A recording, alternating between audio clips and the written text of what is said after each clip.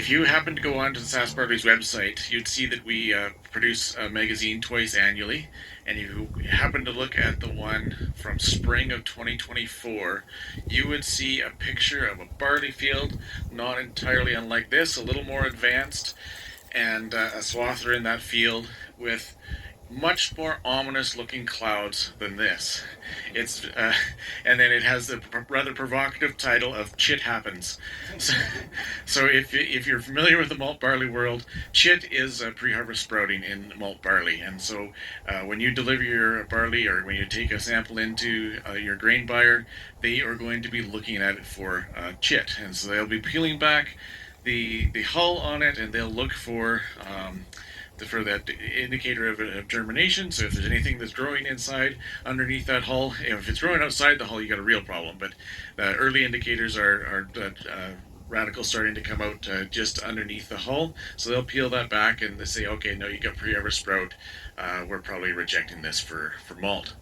And so the reason we had that rather ominous image and provocative title in spring of 24 was that in fall of 2023 there was a lot of issues with chit or pre-harvest sprouting in the malt barley crop in Saskatchewan. So the conditions we had in late August, there was either some rain or some fog, some mist, just general dampness that came in at the exact wrong time and caused that barley to get some sprouting happening.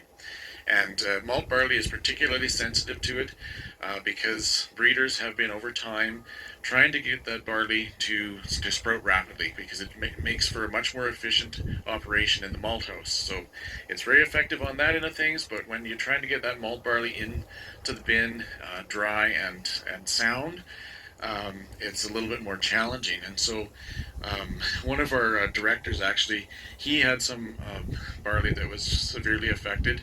He said that the malt buyer, he stopped counting at 40% chit, so well above the 5% allowed on their malt contract.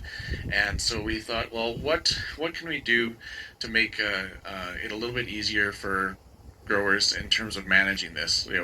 Agronomically, you can look at harvesting a little bit earlier. So looking at harvesting higher moisture content and running it through either an aeration system or even a grain dryer. But genetically, we know there's a little bit of variation out there.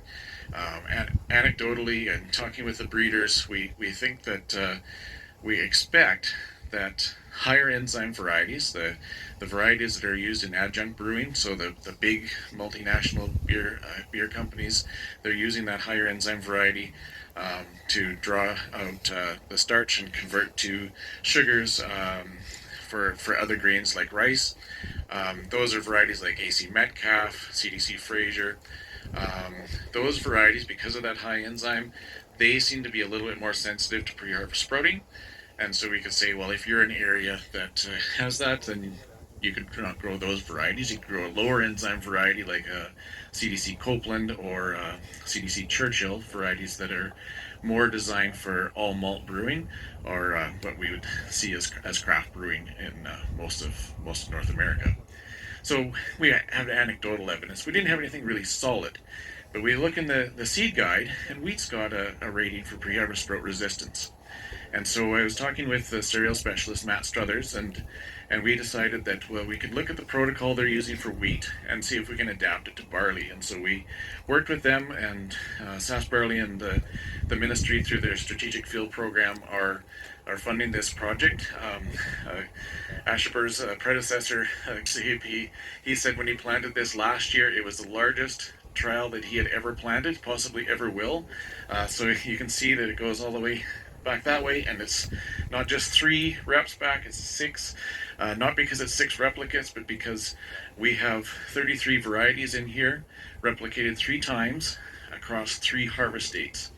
And so what we're trying to do with all that information that's coming in is at the earliest harvest date, trying to harvest as sound a barley as we can, and then trying to weather that barley with the multiple harvest dates so that we get differentiation after some sprouting starts to occur in the field, and we can start to identify which varieties are a little bit more tolerant of pre-harvest sprouting. And so the test that we're using is similar to one that they would use in wheat. Wheat, they would use the falling number test. In barley, it's called rapid viscoanalysis.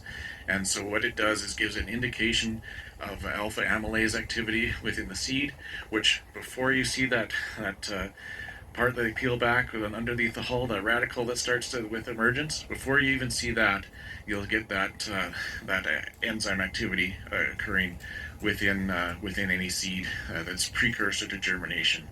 And so in barley, rapid viscoanalysis is the tool to be able to measure that. And so all of these varieties across the 3 harvest dates are going to be tested. This is the second year of the trial. The first year of the trial, we did definitely see very clear differentiation between the harvest dates, but the work hasn't been done yet to differentiate between the varieties, and so that's going to be something that comes in after we got all the data collected to try and see which of the varieties stand out as offering a little bit of pre-harvest sprout resistance. We don't expect to see the same level as we see in wheat, just because of how barley is been bred and targeted toward the malt industry. We do have feed varieties in here as well. They expect them to be a little less sensitive to pre-harvest sprout, but not necessarily, again, like wheat. So the information's coming. This is the second year of a 2-year trial. We'll look at the data, and Shiver's the lead on it, so he's got that in hand, and he'll be looking at the data from this site as well as 6 others. So only one other site has all 33 varieties. It's a rain-fed site, so it's not got the 3 harvest dates. It just has the 2 harvest dates, an early and a late. And the other 5 sites growing this trial have a more limited selection to try and get an understanding of what the natural rainfall conditions are, natural weather conditions, where we really see those differentiation between the varieties and what is needed to generate that sprouting. So, if you're looking at the site data from Swift Current, you don't see necessarily as much of a drop in the RVA numbers as you would see at a site here where they're applying the irrigation to ensure that we get the pre-harvest sprouting.